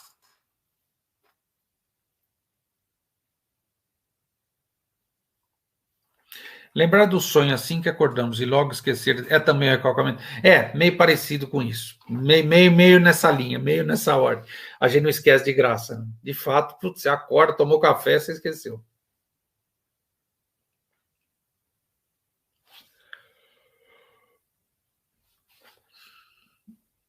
O que é sonhar estando nu no meio de muita gente? Nossa, André, não tenho a menor ideia. Quem tem esse sonho precisa dizer, né? o que significa para ela, para essa pessoa, estar nu no meio de muita gente. É um sonho comum, é um sonho super recorrente, todo mundo tem. É como o sonho que está caindo os dentes, né? Todo mundo tem isso, estou voando. Né? Professor, você aceita, então, psicóticos para atendimento? Pergunto porque muitos não aceitam. Sim, claro. Por que não? Claro, lógico. O sonho seria o gozo do inconsciente? Não, aí seria uma distorção a gente usar gozo desse jeito. Porque eles têm relação, óbvio, sonho, gozo inconsciente, óbvio que tem relação, Otaciana, mas não, seria muito simplista, né? Eu acho que a noção de gozo, né, por Lacan, é uma coisa muito sofisticada que começou lá atrás do Freud com além do princípio do prazer. Você vai dizer, mas o sonho é recorrente, toda hora você sonha com aquilo e sofre. Pô, isso não é gozo? É, mas não seria gozo do inconsciente. Eu acho que não é tão simples a gente bolar o enunciado desse jeito.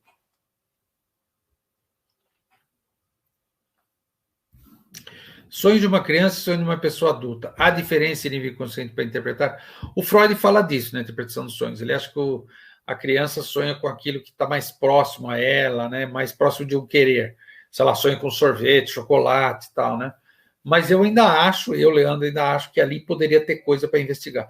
Mas não é tão simples com criança. Você não pode falar para uma criança, o que esse chocolate te evoca? Ela nem sabe o que evoca, então não é tão simples.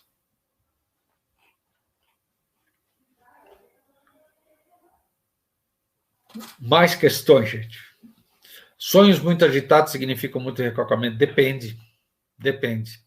Pode ser que sim, pode ser que não tem nada a ver. Depende, Rodrigo. Aí cada sonho é único de cada sonhador. É normal não saber se sonha com algo mesmo, se só estava pensando naquilo? Eu acho que sim, Giovana, eu acho que se mistura, sabe? Eu estava pensando numa coisa, sonhei com ela. Sim, mas as duas atividades são psíquicas, são importantes. A questão é, o que você estava sonhando? O que você estava pensando?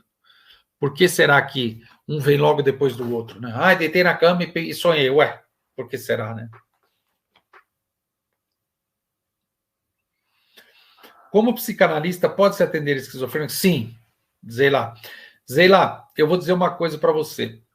O Lacan tem um texto muito legal, muito interessante, chamado O Tratamento Possível da Psicose. Então, se Freud inventa o tratamento das neuroses, Freud achava que isso seria impossível. Mas, por exemplo, depois a Melanie Klein, o Winnicott e o Lacan, eles discordam do Freud. É possível sim, mas não é uma análise exatamente da mesma forma como com o neurótico.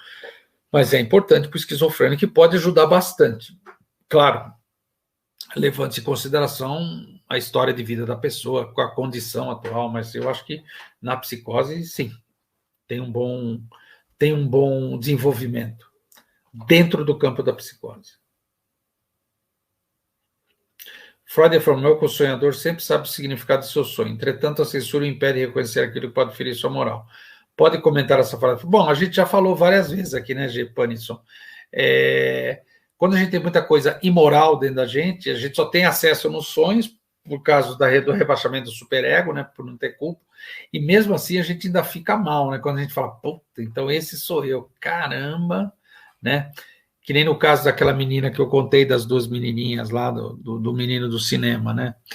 Na verdade, a outra queria muito ter sido alvo do desejo do menino, ela não foi, né? E a gente não sabe para que ela gostaria, se era o menino, era se gabar das amigas, sei lá, é uma historieta que eu inventei aqui. Mas eu estou dizendo que o desejo não é um querer tão simples, né? É algo de fato que é mais visceral e, claro, se confronta com esses ideais sociais.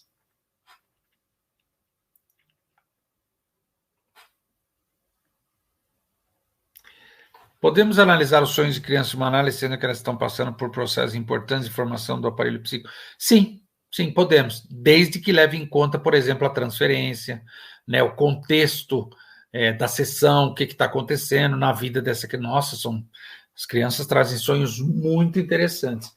Essa é a posição da Ana Freud, viu, Vinícius? Não dá para fazer análise de criança porque criança não tem superego. A Melanie Klein discorda, depois o Lacan discorda. Não, eu acho que é super possível.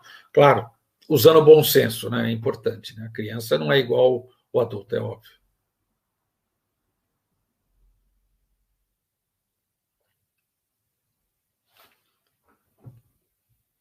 Mais um, Fernando. Nossa, tem 500 perguntas aqui.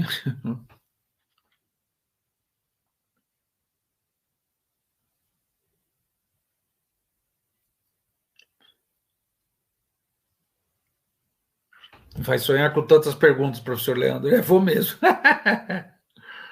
Ai, ai, ai. Vamos lá, Fernando, mais perguntas. O objeto A costuma ser reincidente nos sonhos ao longo da vida? A resposta mais óbvia seria sim, mas eu fico pensando como será que a gente conseguiria, né, numa análise, identificar e, vamos dizer assim, circunscrever o objeto A, né? É algo tão volátil, tão efêmero, ainda que muito importante, né? Não sei se é tão fácil de simbolizar. Né?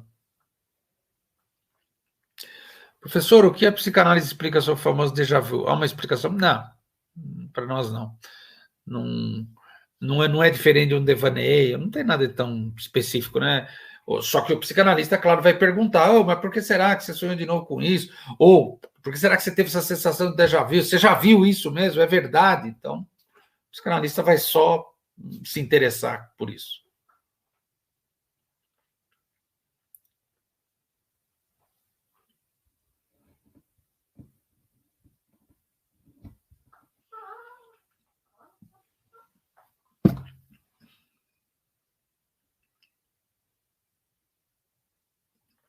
Sonhos de homossexualidade é porque é gay não acerta. De novo a questão genital. Pode ter a ver, em termos latentes, com sexualidade, no caso homossexualidade? Pode, e pode não ser nada disso. Isso pode simbolicamente representar outra coisa da posição, etc. Pode não ter nada a ver com isso. Professor, para Jung temos arquétipos coletivos, né, que se contrapõem ao indivíduo, o exemplo do sonho da Andrea Castro, que deve ter contado. Para Freud existe esse embate no sonho entre coletividade e individualidade. A maneira como Freud pensava coletividade e individualidade é bem diferente do Jung. Ele não acredita nesse negócio de inconsciente coletivo. Ele pensa no grupo, né? Tem o texto Psicologia das Massas e Análise do Eu. Então, Freud se diferencia muito do Jung, então não tem nem como responder isso.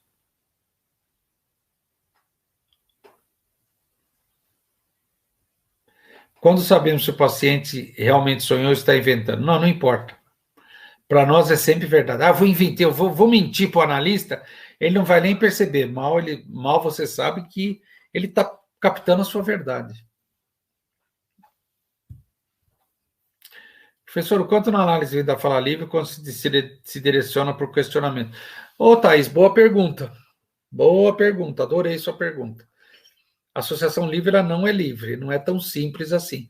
O analista vai dando umas provocadas, vai questionando, vai dando uns empurrões, mas às vezes a resistência vence. E o sonho que se sonha só depois acontece na vida real, do jeito que sonhou? A gente chama de sonho premonitório, Cristiele. Sonho premonitório. E às vezes acontece, comigo já aconteceu. Opa, sem dúvida. Na verdade, você já sabia que ia acontecer, só que você não se dava conta conscientemente.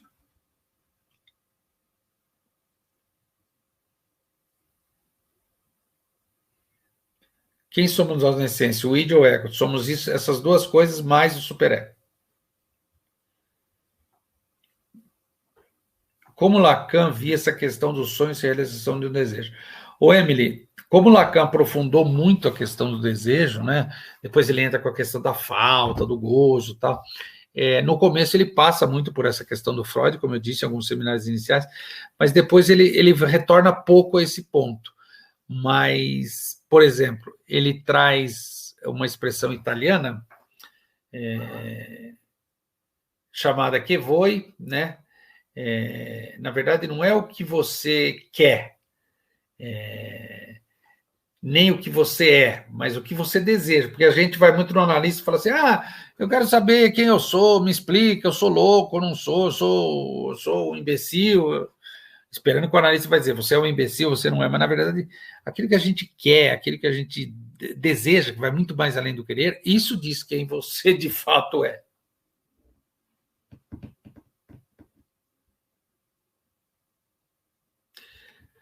Professor, como Lacan via essa questão do sonho ser uma realização dos desejos? Já respondi, né, Emily? Compartilha conosco a sua frase predileta do Freud. Muito obrigado essa aula por nos inspirar. Bom, tem uma frase do Freud que eu gosto muito, né? Não, tem várias, o Freud tem um monte. Mas eu acho que tem muito a ver com o sonho. Quando o sujeito fala em análise, eu não sei, o Freud fala, ele sabe. Só não sabe que sabe.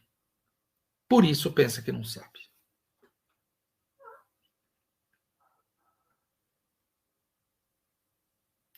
É possível reprimir um sonho agradável? Todos os sonhos reprimidos são ruins. Depende se esse agradável é aceito socialmente, né? Às vezes pode ser um sonho super agradável para você, mas você não quer que ninguém saiba, né? Então, esses conceitos de agradável, ruim, bom, são fluidos. É possível a análise dos sonhos racionais? Claro, lógico, Letícia. Óbvio que na análise isso fica potencializado, né? Óbvio. Eu mesmo sonho muitas coisas. Hoje eu fico pensando, caramba, por que eu sonhei isso? Já sonhei isso de novo, sonho de novo, toda hora eu sonho com isso. Bem inconsciente está querendo me dizer alguma coisa.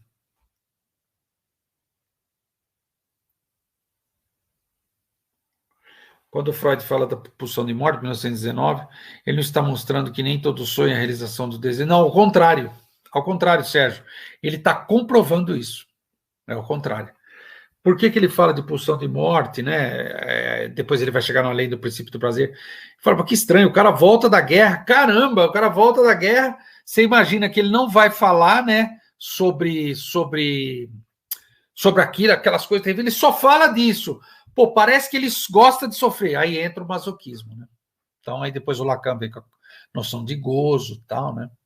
Então, exatamente o contrário que você está perguntando. Você acertou pelo contrário, né? O Freud, de fato, está mostrando com a pulsão de morte que é a repetição, compulsão à repetição. É que você está pensando, realização do desejo é uma coisa boa. Eu desejo ser rico, então eu vou me dedicar. Não, não é disso, tem nada a ver com o desejo. Para um psicanalista, você acredita ser possível uma autoanálise do sonho? César, essa é uma ótima pergunta. Óbvio que uma análise com analista pela transferência, é lógico que a coisa pode avançar muito mais. Mas eu acho que a gente tem condição, sim, de sempre, durante a análise, depois do final da análise, prestar atenção nos nossos sonhos. Eu acho que a psicanálise ensinou o homem a respeitar seus sonhos.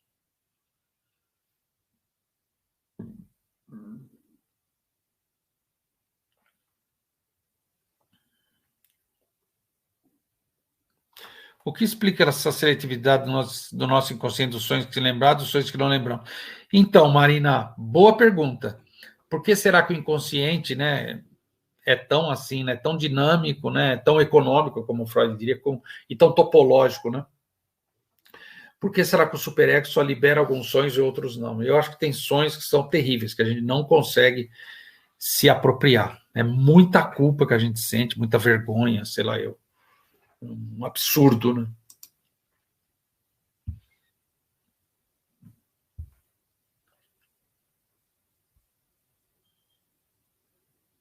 Vamos lá.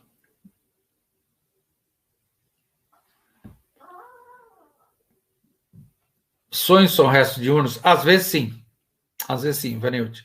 Às vezes a gente até fala, nossa, eu vi uma placa numa loja, sonhei com aquela placa. Mas então, mesmo sendo restos diurnos, né? Vamos dizer que eles passam por um processo de elaboração onírica, que aí ele acaba entrando numa trama mais complexa.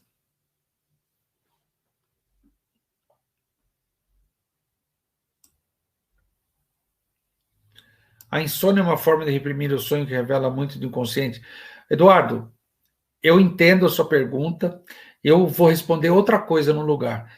Eu acho que a insônia tem uma função. Tem uma função de impedir a gente se entregar para os braços de Morfeu e sonhar, né? Então você prefere ficar acordado pensando num problema. Não que o problema não seja importante, não é isso. Mas não adianta nada você ficar acordado, o problema vai continuar lá, né? Então você tem que enfrentar o problema no outro dia.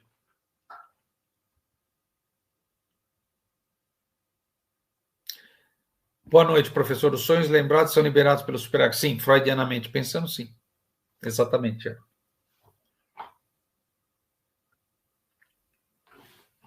Acordar por um pesadelo é uma defesa para não continuar a ser afetado pelo consciente, pelo conteúdo inconscientizado?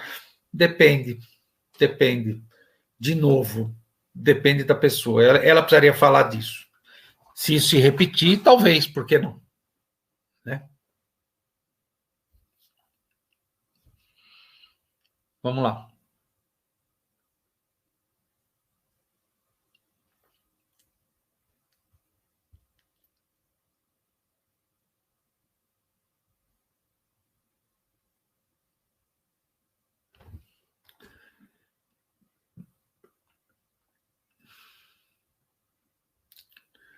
Todo mundo está falando barulho da minha cadeira. É verdade, viu, gente? Eu esqueci de pôr óleo.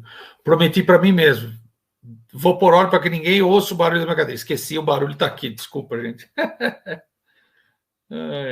Ô, legal, Adão. Você recebeu o livro aí. Que bom. Psicanálise da vida cotidiana. Legal. É um sorteio, né? Legal.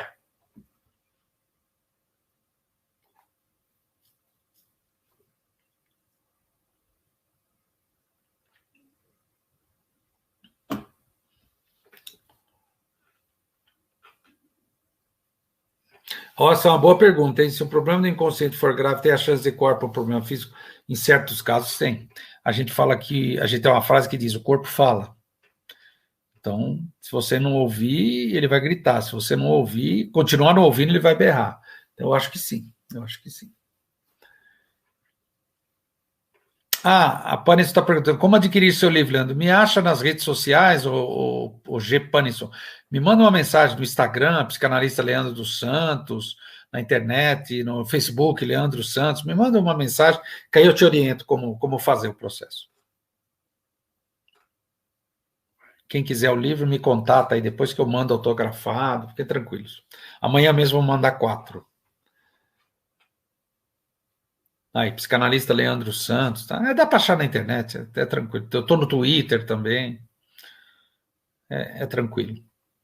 Os devaneios diurnos seguem a mesma lógica dos sonhos? Sim, Danilo, boa pergunta. Sim.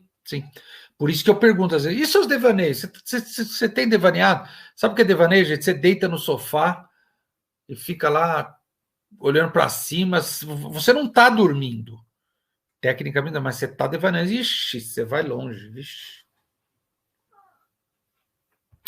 Indicação de um livro mais atual sobre sonhos psicanálise. Putz, Luana, nenhum bate do Freud. Não que não tenha um monte de gente que fale sobre coisas interessantes. Eu mesmo quero escrever um livro, mas nenhum bate o Freud. Genial, livro histórico, antológico. Entrou para a história da humanidade.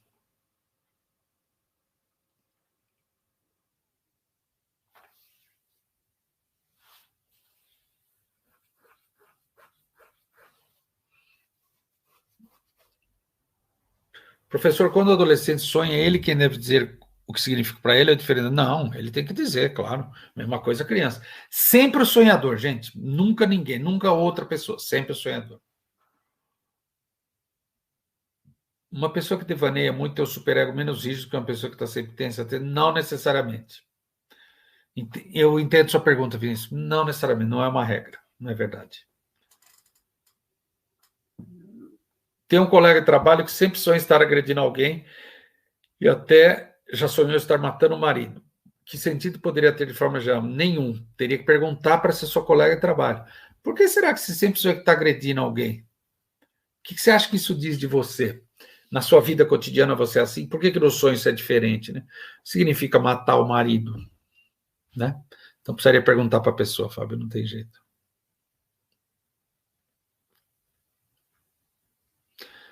Pode indicar uma boa tradução, edição de mais fácil entendimento para a interpretação dos sonhos? Putz, Rodrigo, a obra do Freud ficou livre em 2009, porque de 1939 até 2009 são 70 anos aí o direito da família, tal. Depois é livre, qualquer pessoa pode traduzir. Putz, tem muita tradução. Tem da Editora Autêntica, tem da Companhia das Letras, que é muito boa. Não saberia dizer, teria que pesquisar sobre isso.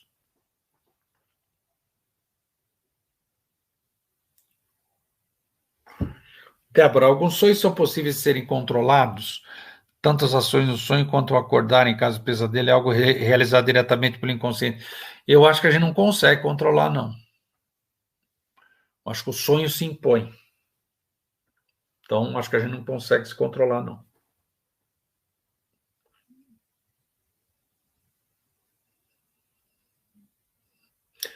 Sueli Lamego, os devaneios também acontecem em qualquer lugar, dirigindo o trânsito, fazendo atividade automática, sem dúvida. Putz, lavando roupa, lavando louça, lavando banheiro. Putz, você mexe com água, tua cabeça vai lá longe. É devaneio. É devaneio. A gente sempre devaneia. Devaneio é da ordem da fantasia, né? Tem nada de errado nisso.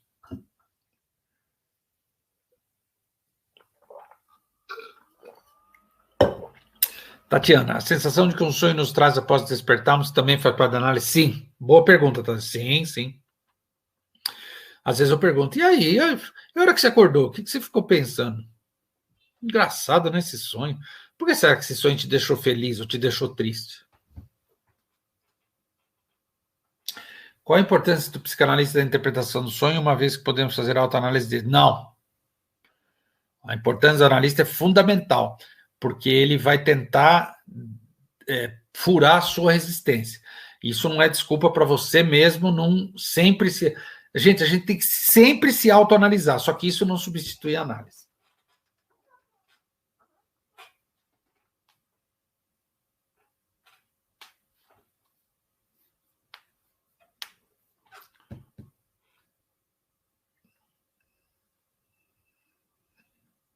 Olá, professor, parabéns pela aula. Tenho visto estudos de experiência de quase morte, onde alguns estudiosos pensam na consciência fora do corpo. Como a psicanálise tem visto tudo? Não tenho a menor ideia, Beatriz. Eu acho que a psicanálise nem se interessa por isso. Tem muito a ver com psicanálise isso.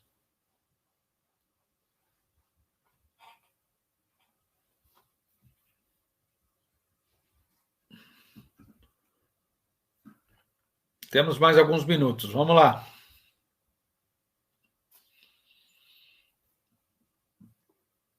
As doenças autoimunes são por razões que está recalcado. Maria, o Lacan tem uma frase que eu gosto muito. Ele fala que as doenças psicossomáticas, né, que como o senso comum diz, é psicológico, aí explodiu no corpo. Ele fala que é gozo no corpo. Então, Maria, eu vou dizer a minha impressão pessoal.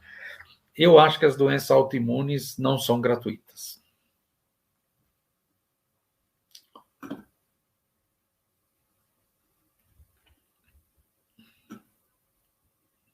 Uma amiga me relatou que num determinado sonho ela sabia que todo mundo passa por isso. Eu acho que a gente tem esses flashes, né, de microconsciência. Nada excepcional, viu, Zélia? Sou amiga e tem a humanidade.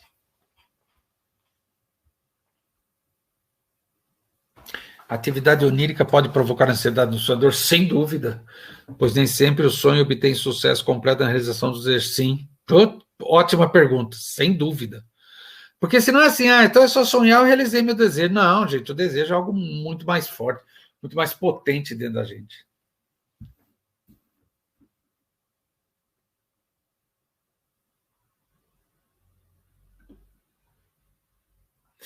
Existe algum período da análise ou vivência pessoal que talvez interpretar o sonho seja contraindicado?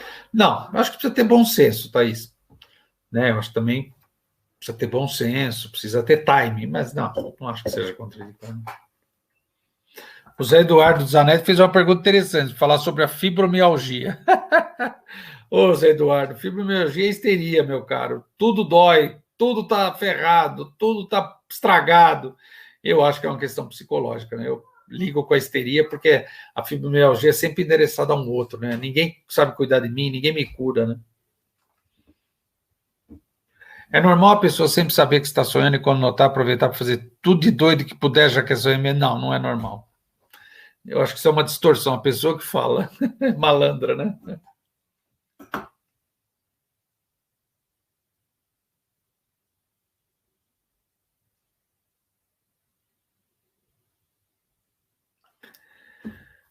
Um monte de gente agradecendo. Acho que está todo mundo cansado já, né? Acho que está legal. Né? Todo mundo me agradecendo aí. Eu que agradeço a vocês, pô. 9 horas da noite, vocês poderiam estar fazendo algo muito melhor. Mas deu para entender a aula, deu para entender a ideia, enfim. Né? Quem tiver interesse aí, se inscreva, que acho que vale a pena.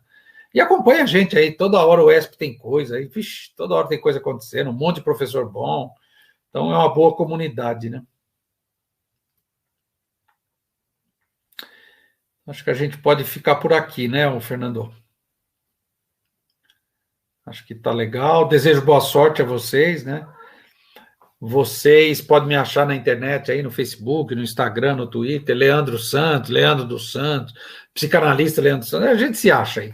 E aí, quem quiser entrar em contato aí, pode entrar, a gente faz o possível para responder as mensagens rapidamente. Eu gosto muito de rede social.